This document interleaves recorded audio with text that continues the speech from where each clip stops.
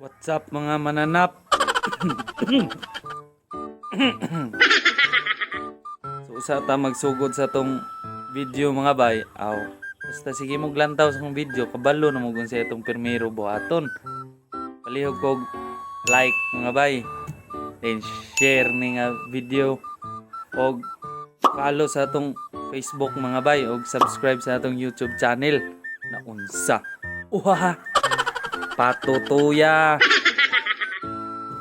So karon nga video dai nato mga bay. Jo hapon na gyud mga bay.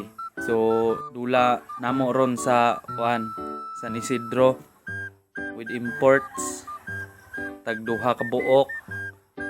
So atong niagi sa Team Army man mi unta then nakadula na sila then man may kadula ato pirmiro pag ikaduha na default ang army.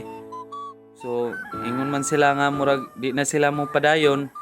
So mautong naamay miingon nga padulaon mi sa Pikas team sa team Phoenix Spencer. Ang tag-iya si Boss RJ Biray, si RNJ Tagotilya.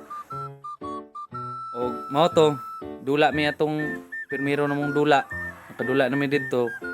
Then gabi dula na pud sila gabi ang kontra army, default na pud ang army. So karon ang kontra na mo ron kay Sam Spencer. Sam Spencer. Sam selection dai. Og maura to mga bay. Shout out po dahil ko sa akong magulang nga si Inday Lanyaman Lunas. Iya kong dito ko nakapanihapon kay nangita kong kaon. Naman siya pagkaon dito. So iya kong gipakaon. Og salamat kay busog iyo ko.